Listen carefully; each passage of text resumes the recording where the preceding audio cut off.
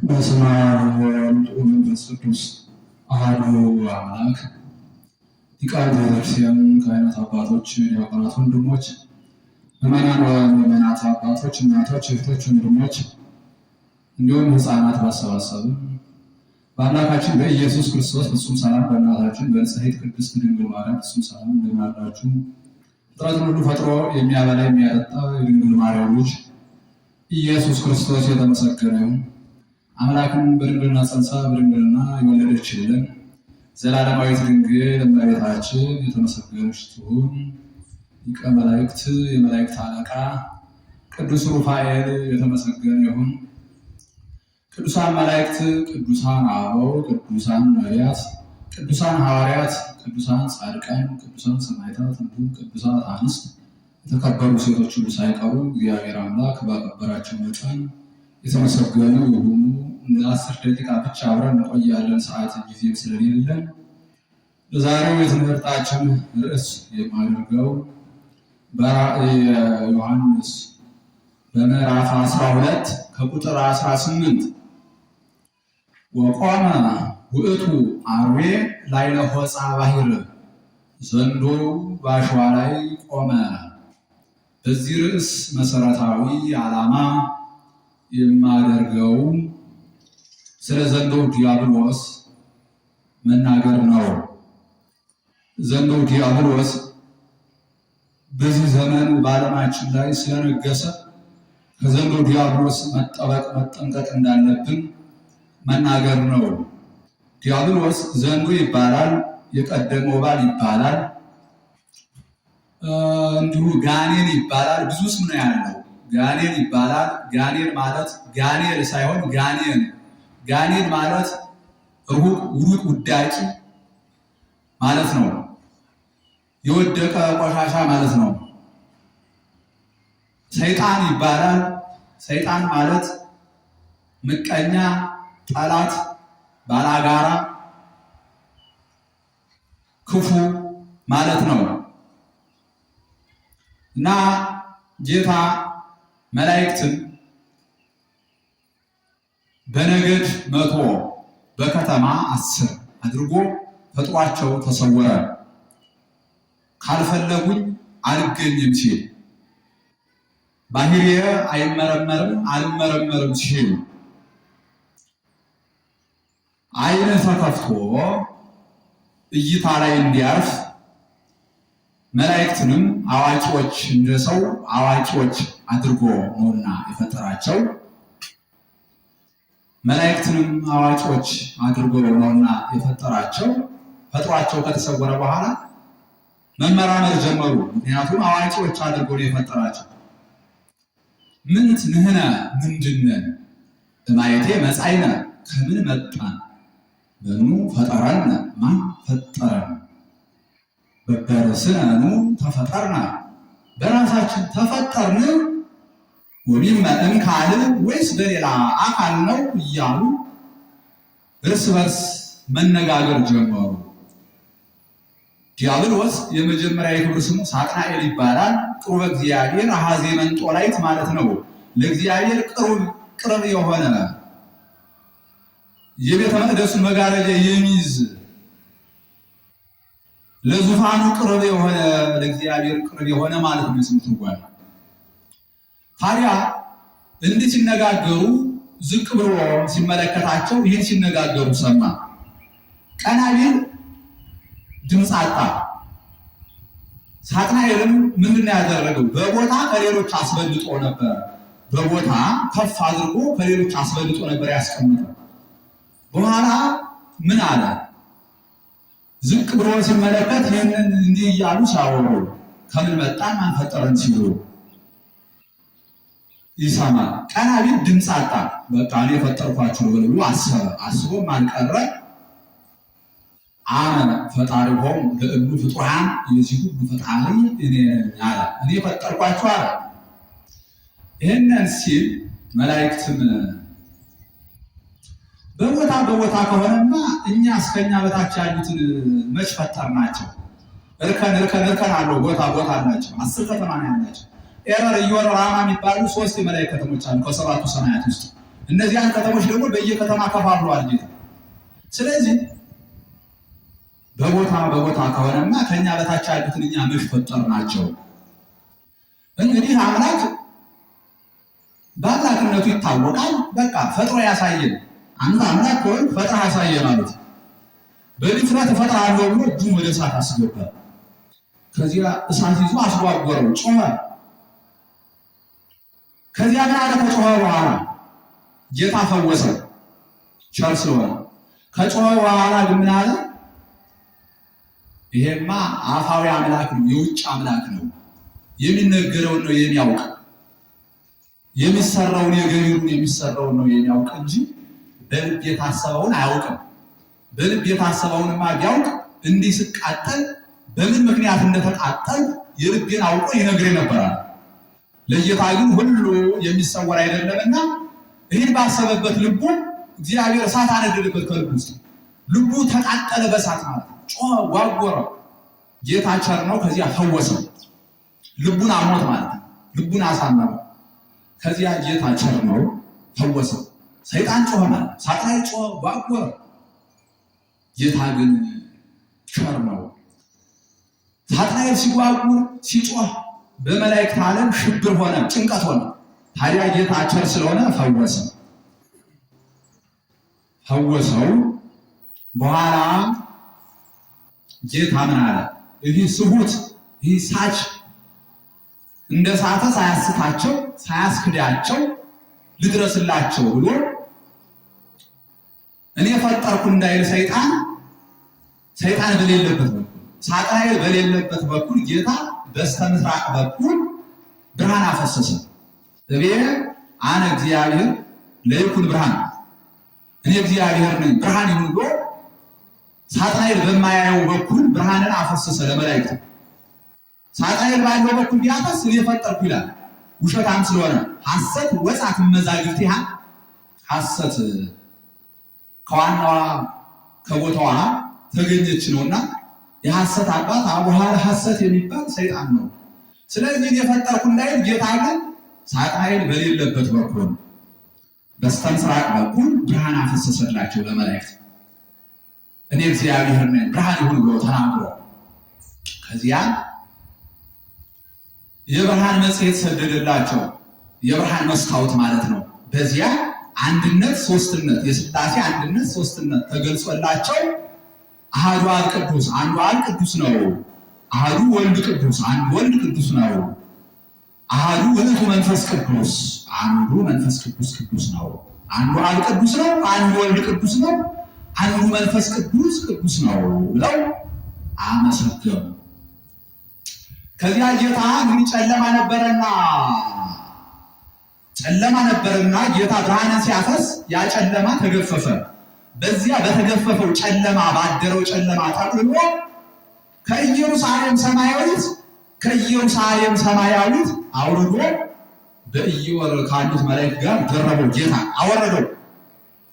ባደረው ጨለማ ጠቅልሎ ከታችኛው ሰማይ በኢዮር ካሉት መላእክት ጋር ጠቅልሎ በጨለማ አስቀመጠው። በዚያ ውስጥ እርሱ ብቻ ለይቶ ማለት በዚያ ሆኖ ወደዚህ ዓለም ሲመለከት ምድሪቱን አቀማመጧን በዕለተ ሰሉስ የተፈጠሩትን የእጽዋቱን፣ አዝርቱን፣ አትክልቱን፣ አረንጓዴውን ይህ ሁሉ አይቶ ተመልክቶ ከቤት አሁን ይህን የያዘለት አካል ይኖራል። እንግዲህ ያው የእኛ መኖሪያ እንድትወለድ ጊዜው ተፈጥራለችና እኛ ገና ሳንፈጠር በፊት ይህን አሁን የያዘለት ይኖራል። አቤት እንዴት አድርጎ አሰናድቶ ፈጥሯል አለ። ጌታ ምን አለ? ወደድካት በዚያች በምድር ላኑራ አለ። እኔማ ነገሩን ነው እንጂ ደግሞ መንግስተ ሰማያትን ታላቋን ሀገር ማን ነስቶኝ ነው አለ። ትዕቢተኛ ሲሆን በዚያ ሆኖ የሚገርማችሁ ነገር ምን ያደርጋል? ከሱ ወገን የሆኑትን ወደ ሚካኤል ወደ ገብርኤል ይልካል። ወደ ቅዱስ ሚካኤል ወደ ቅዱስ ገብርኤል ይልካል። ምን ብሎ ይልካል?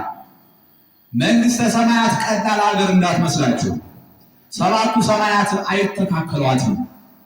ስለዚህ ገዥ ነኝ የሚለውን ተባብረን እንውጋውና እጅ እናድርጋታለን። እግዚአብሔርን መውጋት የሚቻል መስሎት ቅዱስ ሚካኤል ቅዱስ ገብርኤል ቀጥቅጠው አባረሯቸው። ቀጥቅጠው አባረሩን፣ ገርፈው አባረሩን፣ አልቻልናቸውም አሉት። ከዚያ ሳጥናኤልና ሚካኤል ገብርኤል በእኔ ፊት ደግሞ ምን ፍሬ ናቸው? እንደ እሳት ፍንጣሪ አይደሉ እንዴ እነሱ? ከመቀለምት እሳት እንደ እሳት ፍንጣሪ አይደሉ እነሱ? በእኔ ዘንድ እንደ እሳት ፍንጣሪ ናቸው አለና ትዕቢተኛ ስለሆነ እኮ ነው። ሰይጣን የማይችለውን ይችላለሁ ማለት ልማዱ ስለሆነ በሉሞ ተሸከሙኛል እንደ ኪሩቤል ለመምሰል። እንግዲህ ኪሩቤል አሉ የጌታን ዙፋን የሚሸከሙ ችለውት አይደለም ለምስጢር ነው እንጂ። ልክ እንደዚህ እሱ ደግሞ ወደኛ ኑ ይህን ዙፋን ተሸከሙ አላቸው። የጨለማ ዙፋን አለ። አራት ከሱ አራቶችን መርጦ እንደ ኪሩቤል አስመስሎ ተሸከሙ። ወደ ላይ እንሄዳለን። ከኢዮር ሰማይ ወደ ኢየሩሳሌም ሰማያዊት ሊጓዝ እኮ ወደ መንግሥተ ሰማያት ሊጓዝ በኋላ ወደ ላይ የሚጓዝ ይመስለዋል። ግን ወደ ታች እየወረደ ነበር። ኃይል ተነስቶታል። እግዚአብሔር ኃይሉን ነስቶታልና እርሱ ወደ ላይ የሚሄድ ይመስለዋል። ለካሱ ወደ ታች እየወረደ ነው። በኋላ ሲያቅተው ምን አለ? ወየ እግዚ ምስለ አርያሙ ጌታ ፈርቶ ሰማዩን ጠቅልሎ ሸሻል። ጉረኛ ትዕቢተኛ ስለሆነ ጌታ የሚፈራ አይደለም። በኋላ ጌታ አዳዲስ ፍጥረት እየፈጠረ ነው። መላእክት እያመሰግኑት ነው። አዳዲስ ፍጥረት እያዩ እያመሰግኑት ነው። በኋላ ከዋክብት፣ ጨረቃን፣ ፀሐይን በዕለተ ረቡዕ ሲፈጥር አይተው መላእክት እያመሰገኑ አመስግን እንጂ እንደኛ አሉት። ኧረ እኔስ ከማመስገን ውጹእ ነኝ፣ ከዚህ ውጭ ነኝ። እንዲያውም አራተኛ አድርጋችሁ አመስግኑኛል። ከሥላሴ ጋር ጀምራችሁ ማለት ነው። አራተኛ አድርጋችሁ ታመሰግኑኝ ደስ ይለኛል። ይህ ሰውት ፍጡር ግን እስከ መቼ ድረስ ነው እንዲህ እየታበየ የሚኖር አሉ መላእክት። ይህ ትዕቢተኛ እንደው እስከ መቼ ድረስ ነው እንዲህ በትዕቢት የሚኖር ብለው ተናደው ገጠሙት። ጦርነት አሸነፋቸው። አሁንም ለሁለተኛ ጊዜ ገጠሙት፣ አሸነፋቸው። ከዚያ መላእክትና ጌታ ሆይ እኛ እኮ ለአንተ አምላክነት ቀንተን ነው ተሸነፍን እኮ። ምን ነው ፈቃድ አይደለም አሉት። የማግና ፈቃዴስ ፈቃዴ ነው፣ ነገር ግን በምን እንደምታሸንፉት ልነግራችሁ ብሎ ለሁሉም የብርሃን ትምህርተ መስቀል ሰጣቸው። ያን ይዘው ድል አደረጉት፣ አሸነፉት። ከዚያ ጌታ ምን አደረገ? በዕለተ እሑድ ከኢየሩሳሌም ሰማያዊት አሁን እኛ ከምንገባባት ሀገር ናት፣ ከእርሷ ወደ ኢዮር ሰማይ አውርዶታል። በጨለማ አቋርባች ተርሎ ማለት ነው። በዕለተ እሑድ በዕለተ ረቡዕ ከኢዮር ሰማይ ወደዚህ ዓለም አውርዶታል። በዕለተ ሐሙስ ከዚህ ዓለም ወደ ጥልቁ ወደ ሲኦል ወደ እንጦሮጦስ አውርዶታል ማለት ነው። እና ንቁም በበህላዌነ እስከ ንረክቦ አምላክነ አምላካችን እስከምናውቅ ድረስ በያለንበት ጸንተን ንቁም እንዳለ ቅዱስ ገብርኤል በቅዱስ ገብርኤል ቃል ጸንተው ቆሙ። ያሁኖቹ ናቸው ቅዱሳን መላእክት። ታዲያ ዲያብሎስ ግን ያን አመፃ ሲናገር የእርሱ ወገኖች ከሶስት ተከፍለው ነበር። ይህ በትክክል ሰይድ ይገባዋል አምላክ ነው ብለው ያመኑለት ነበሩ። ፈጥሮን ይሆን አልፈጠረን ይሆን ብለው የተጠራጠሩ ነበሩ። ሀልወተ እግዚአብሔርን ደግሞ ያልመረመሩ፣ የእግዚአብሔርን መኖር ያልመረመሩ ዝም ያሉ ደግሞ ነበሩ። የእግዚአብሔርን መኖር ያልመረመሩ፣ የእግዚአብሔርን መኖር የረሱ ነበሩ። እነሱን ጨርሶም ወደ ሰማይ አልሰቀላቸውም፣ ጨርሶም ወደ ታች አላወረዳቸውም። በአየር ላይ አንሳፉ፣ የአየር ጋኔን አደረጋቸው። ፈጥሮን ይሆን አልፈጠረን ይሆን ብለው የተጠራጠሩትን ጨርሶም ወደ ጥልቁ አላወረዳቸውም፣ በዚህ ዓለም አኖራቸው። ዛሬ በዚህ ዓለም ሆነው ስተው የሚያስቱ ብዙ ክፋት ኃጢአት የሚያሰሩ እነሱ ናቸው። ይሄ ሰቢል ይገባዋል፣ ስግደት ይገባዋል፣ በትክክል ፈጥሮናል ብለው ያመኑለትን አብሮ እንጦሮጦስ አውርዷቸዋል፣ በሲኦል አስሯቸዋል። ጌታ አብሮ ነው ያወርዷቸው እና ዘንዶ ዲያብሎስ እንዲሁ ነው ከክብሩ የተዋረደ ነው እና ምን አለ? በአሸዋ ላይ ቆመ። ዘንዶ እንግዲህ ጌታ አብርሃምን ከቤት ወጣ በልና በረንዳ ላይ ተቀመጥ ብሎታል። የሰማይ ከዋክብትን አሳይቶታል። የምድር አሸዋን አሳይቶታል። የሰማይ ከዋክብትን አሳይቶ ዘርህን እንደ ሰማይ ከዋክብት አበዛለሁ አለው። በሰማይ ከዋክብት የሚመሰሉ ጻድቃን፣ ሰማዕታት፣ ቅዱሳት የተዋሕዶ ልጆች ሁላቸው ናቸው። በምድር አሸዋ ደግሞ የሚመሰሉ አሉ። ክፉም ደግም አለና ከእንግዲህ ከአንድ ቤተሰብ በምድር አሸዋ የተመሰሉ የክደት አካላት መናፍቃን፣ ሃይማኖት የካዱ ክፉዎች ናቸው። በአሸዋ ተመስለዋል። በእነርሱ ላይ ቆመ። በእነርሱ ላይ ቆሞ ዓለምን ይዋጋ ጀመሩ። እነርሱ መሳሪያ አድርገው ተጠቅሞ መልካሞችን ደጎችን በእግዚአብሔር ሕግ የሚኖሩትን የሚዋጋ ሆነ ዘንዶ ዲያብሎስ በአሸዋ ላይ ቆሞ ማለት ነው። እንግዲህ አሸዋን ነፋስ ጠርጎ ይወስደዋል፣ ጎርፍ ይሸረሽረዋል። መሰረት የለውም አሸዋ እና ሰይጣን የዓለሙ ሰዎች የምድር አሸዋ አድርጎ ቆሞባቸዋል። የምድር አሸዋ አድርጎ ቆሞ በእነርሱ ላይ ሰውን በሙሉ ክፋት ያሰራል፣ ወደ ጥልቁ ያወርዳል። የምድር አሸዋ አድርጓቸዋል። የምድር አሸዋ አድርጎ ቆሞባቸዋል ሰይጣን የዓለምን ሰዎች። የምድር አሸዋ አድርጎ ምን ያደርጋል? በክደት አውሎ ነፋስ፣ አሸዋን አውሎ ነፋስ ይጠርገዋል፣ ጎርፍ ይሸረሽረዋል። የዓለምን ሰዎች አሸዋ አድርጓቸዋልና ሰይጣን በክህደት አውሎ ነፋስ ጠርጎ የሚወስዳቸው ሆኗል። ሃይማኖትን እያስካደ በዝሙት አውሎ ነፋስ ጠርጎ የሚወስዳቸው ሆኗል። በዘረኝነት አውሎ ነፋስ ጠርጎ የሚወስዳቸው ሆኗል።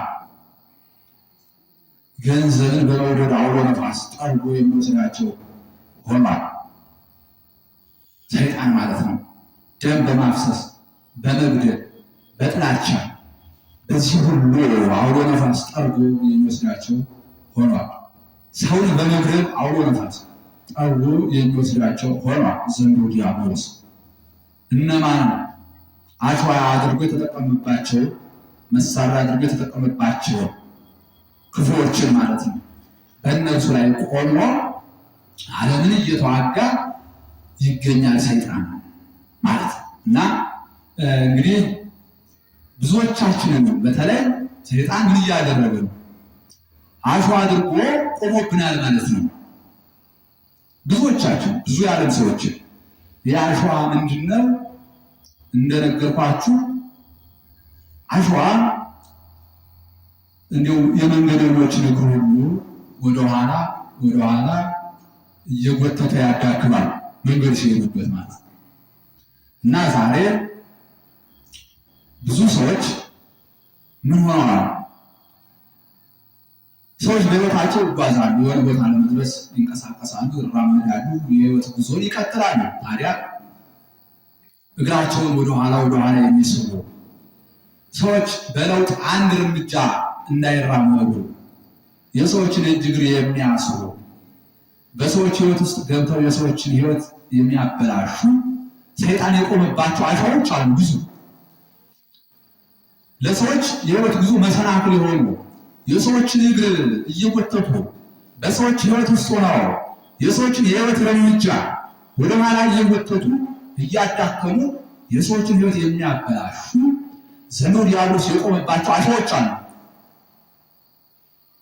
ብዙዎቻችን እናውቃለን፣ ራሳችን እናውቀዋለን። በዚህ መንገድ ውስጥ ምናልባት እንኖር እንችል ይሆናል። ለሰዎች ክፉ ይሆን፣ ለሰዎች መሰናክል ይሆን፣ በሕይወታቸው ውስጥ እጅግራቸውን የምናሳ ብዙ ሰዎች ይኖራሉ። በመተት በድግምት የሰዎችን ሕይወት የሚያበላሹ ለሰዎች መርዝ የሚያበሉ ብዙ ይኖራሉ። እንዲያ ሆነው የዲያብሎስ መቆሚያ የሆኑ አሸዋዎች አሉ። የአሸዋ ምንድን ነው? ግለት አለው። በፀሐይ ሰዓት ሙቀት ይወስዳል ከፀሐይ። የሰዎችን እግር ያቃጥላል። የመንገደኞችን እግር ዋይ ሆኖ ያቃጥላል። እሳት ነው ያቃጥላል። ለብዙ ሰዎች ብዙዎቻችን የእግር እሳት ሆነ የእግር እሳት ሆነ ሰዎችን እንዲሁ የአሸዋ ግለት ሆነን የምናሰቃይ ዘንዶ ዲያብሎስ የቆመብን አሸዋዎች ሊኖሩ እንችላለን። ክፉ ማለት አሸዋ ክቡር ነው፣ ከባድ ነው። አሸዋ እንዲሁ በትከሻ ሲሸከሙት ይከብዳል። በጣም ከባድ ነው አሸዋ። ይገርማችሁ ብዙ ሰዎች ልባቸውን በዝሙት ያከበዱ አሸዎች ይኖራሉ። ሃይማኖት በመካድ በክህደት ልባቸውን ያከበዱ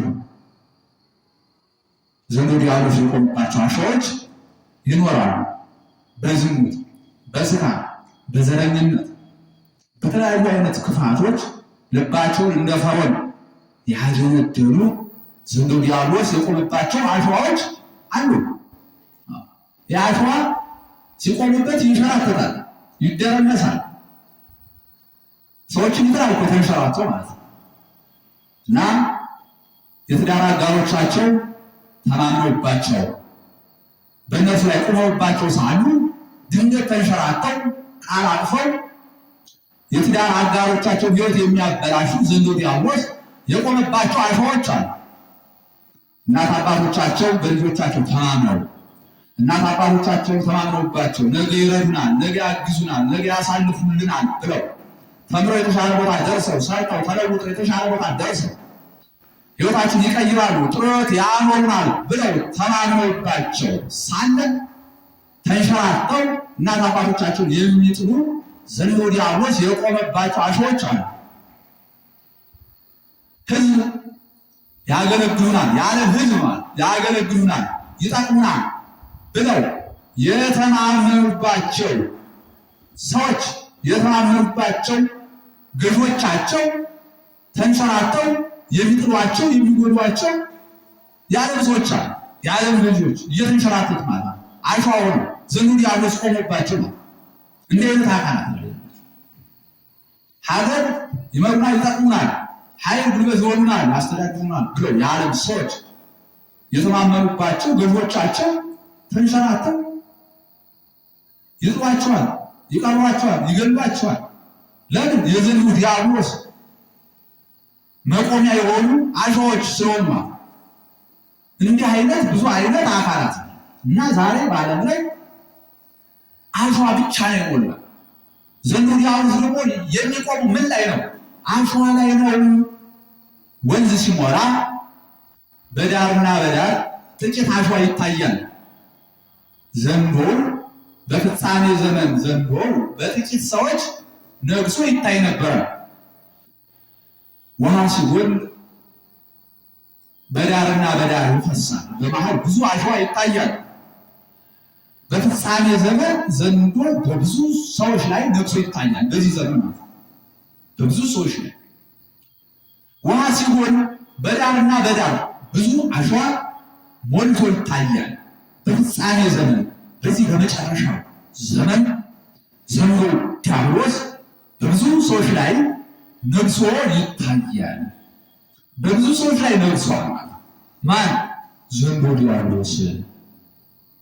ይህን ሰዎች ሁሉ አሸዋ አድርጓቸዋል፣ አጥፍቷቸዋል። እንዲህ ያለ ክፉ ዘመን ደርሶብናልና ዘንዶ ዲያብሎስን ልንነቃበት ይገባል። ብዙ ወጣቶች በተለይ ብዙ ወጣቶች የሰይጣን መቆሚያ አሸዋ ሆነዋል። ነፋስ ጠርጎ የሚወስዳቸው፣ ጎርፍ የሚሸረሽራቸው በክህደት ማዕበል የሚያጠፋቸው፣ በዝሙት ማዕበል የሚያጠፋቸው ተመልከቱ።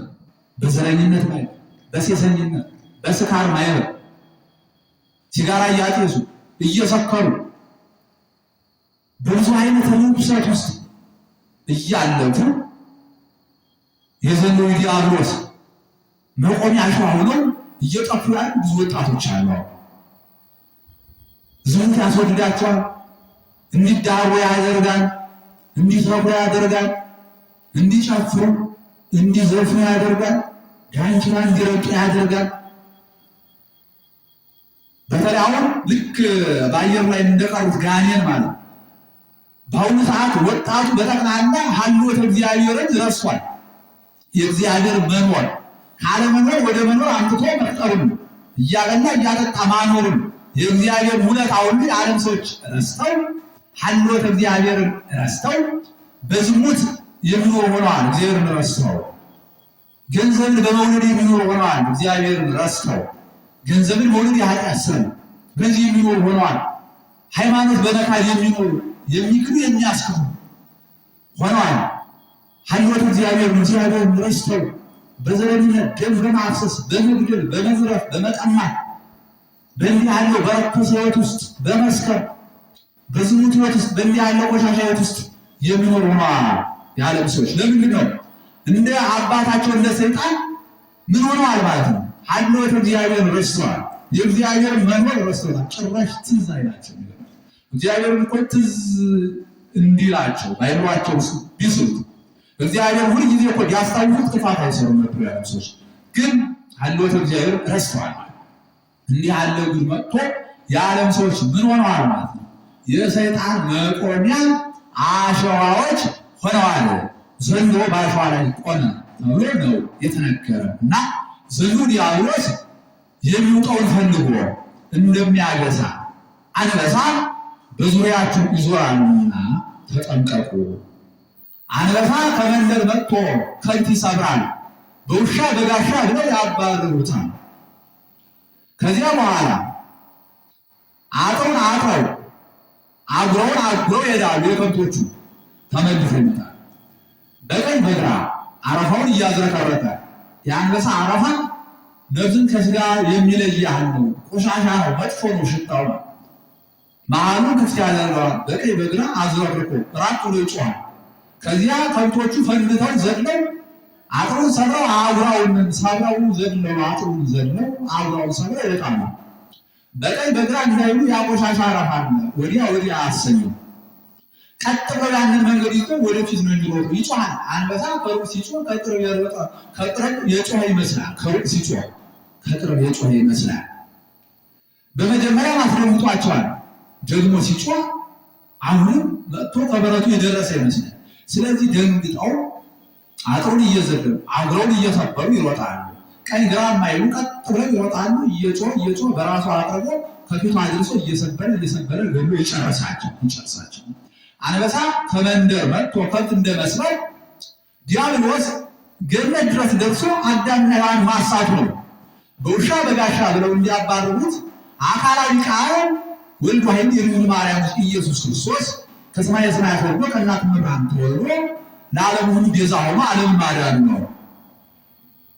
ታዲያ እንደገና አረፋውን እያዝረከረከ ከሩቅ እየጮኸ ከበረት እያወጣ እንዲሰብራቸው ዘንዶ ዲያብሎስ አሸዋ በተባሉ መናፍቃን ላይ አድሮ ይጮሃል፣ ይዘላል፣ ይጮሃል፣ ያስክዳል። ጮታቸውን እየሰሙ ይደነግጣሉ። የተዋሕዶ ልጆች ማለት ከእናት ቤተክርስቲያን ከሕይወት ሀገር ከእናት ቤተክርስቲያን ከአጥሯ እየዘለሉ አጉራዋንም እየዘለሉ እየሄዱ በዘንዶ ዲያብሎስ እየተሰበሩ ያልቆ በጣም ብዙ ያለ ብዙዎች አሉ እና ዘንዶ ዲያብሎስ የሚውጠውን ፈልጎ እንደሚያገሳ አንበሳ በዙሪያችሁ ይዞራልና ተጠንቀቁ ተብለናል። ስለዚህም ነገር መጠንቀቅ ያስፈልጋል። በክለት አካላት ላይ አድሮ የሚሰራው የምታት ስራ መደነቅ አያስፈልግም። ጌታ በማቴዎስ ወንጌል አስቀድሞ ሁሉን ነገር ተናግሯል። በምታት ብዙ እንደሚሰሩ ብዙ ሐሰተኛ ነቢያት እንደሚመጡ እኔ ክርስቶስን ይያሉ ክርስቶስ በጓዳና ይሏቸዋል አትመኑ እያለ ጌታው ነገር አስቀድሞ ነግሮናል። ስለዚህ ለእነርሱ መደንገጥ አያስፈልግም። በዘንዶ ዲያብሎስ መፍራት አያስፈልግም። ጌታን እኮ በዕለተ ዓርብ ስጋውን ከነፍሱ ላይ እያደረገ ቀርቧል ፍጡር መስሎት። ጌታ ግን ምንድን ነው ያደረገው? ይዞ አስጨነቀው። በሳት ዛንጀር እጁን ከእግሩን አንገት ጥልፍልፍ አድርጎ አስሮ በነፋስ አውታር ወጥሮ በሳት ዛንጀር አስሮ አስጨነቀው። እኔ ለአንድ ማይክሮ ሰከንድ እንኳን ለአንድ ደቂቃ እንኳን አለ በጲላጦስ ፊት ላቆምኩት ቅጣት ይገባል፣ ይቅር በለኝ ማረኝ እያለ ብዙ ለፍልፏል። መኑ አሰኝቶታል። አንተ ማነህ እያሰኘው ብዙ ነገር እንዲቀባጥር አድርጎታል ጌታ። ከዚህ በኋላ ግን ጌታን ለምኖታል እኮ እባክህ አንተና የፈልጉትን ለእኔ ስጠኝ ብሎት ነበር። በዕለተ ዓርብ እኮ ነው። ጌታ ደግሞ እናለው እኔ ለእነርሱ ደም አፍስሼ ሥጋ ቆርሼ እንዲህ ተሰቅዬ ተገርፌ የፋብሪን ደፍቼ በችንካር ተቸንክሬ እንዲህ ለእነርሱ እየተሰቃየ እኔን ትተው አንተን የሚፈልጉትን ውሰድ ለአንተ አድርጋቸው አለ። ታዲያ እኔን በሲኦል ካሰርከኝ እኔን ልታስረኝ ነው በሲኦል እንዳልወጣ የኔንም ዘሮች የኔንም ወገኖች የኔንም ሰራዊት ልታስራቸው ነው። ከዓለም ሰዎች ጋር ማን ይዋጋልኛል? አንድ ነገር ፈተል ቀጥል ይቦታል። እሺ ብሎ ፈቶለታል። እንበለጻማ ወድካም እየፈተነ ጸጋ እግዚአብሔር ያለው ታውለ ያለ ፈተና የእግዚአብሔር ጸጋ ዝም ብሎ ስለማይገኝ እየፈተነ በፈተና እያለ ወርቅነት የሚታወቅ በእሳት ነጥሮ ሲወጣ ነውና ክርስቲያን የሚባል የሰይጣን ፈተና ሁሉ ታግሎ ድል አድርጎ ማለት ሲችል ነው ክብር የሚያገኝና እንፈተን ዘንድ አንዱን ነገር ፈቶ ያው ዓለም ላይ ለቋቸዋል። ታዲያ ይሁን ውጊያይ ነው። የነዚህ ነገድ ብዛት ስናክል ነው ዓለም ያለ መላእክት ቁጥር የላቸው። ዓለም ከተፈጠረ እስከ ዛሬ ድረስ ያለው የዝናብ ጠብታ ቢቆጠር እስከ ዓለም ፍጻሜም ያለው የዝናብ እያንዳንዱ ጠብታ ቢቆጠር የመላእክት ብዛት ያክል። ታዲያ ዓለም ያልፈው ከዚህ ከአንዱ ነገር ስተቀኛ ስቱን ከአንዱ ነገር ቁጥራችን እኩል ሲሆን ያን ጊዜ ዓለም ያልፈው ፍጻሜ ይሆናል ማለት እና ጌታ ምናል እኔ ነንተው አንተን ከወጡ ሙሰድ እንደፈለክ አድርጎታል። ስለዚህ እሱን ትተው አሸዋ የሚሆኑትን ለእርሱ መቆሚያ የሚሆኑትን የእርሱ መሳሪያ የሚሆኑትን ሁሉ እየወሰደ ለዘላለም በሲኦል በገሃነም እያሰቃየ እንዲኖር ጌታ ፈቅዶለታል አለ እና ሲኦል ገሃነም ለሰይጣንና ለሰራዊቱ ነበር የተዘጋጀ። የሰው ልጆች ግን ሕግ እያፈረሱ የሚገቡበት ሆነዋል። ታዲያ በሲኦል በገሃነም ለዘላለም ሰውና አጋንንት ካለቃቸው ከዲያብሎስ ጋር እየተሰቃዩ የሚኖሩ እንዲህ ያለ ነገር አለና ዘንዶ ዲያብሎስን እንጠንቀቀው። ከዘንዶ ዲያብሎስ እኛ እንራቅ። ዘንዶ ዲያብሎስ በዓለም ላይ ነግሷል፣ በአሸዋ ላይ ቆሟል። እኛ የእሱ መቆሚያ አሸዋ አንልም፣ ራሳችን እንጠብቅ። ዓለምን በሙሉ እያሰገዱ ዓለምን ሰው እየገዘገኘ በኋላ በመከራ ሊያኖር ማለት እንዲህ ያለ ነገር አለና ራሳችን እንጠብቅ። ዘንዶ ዲያብሎስ በዓለም ላይ ነግሷልና እንዳያጠፋን እንጠንቀቅ ነው። ሰዓት የለንም። ወስብሐት ለእግዚአብሔር።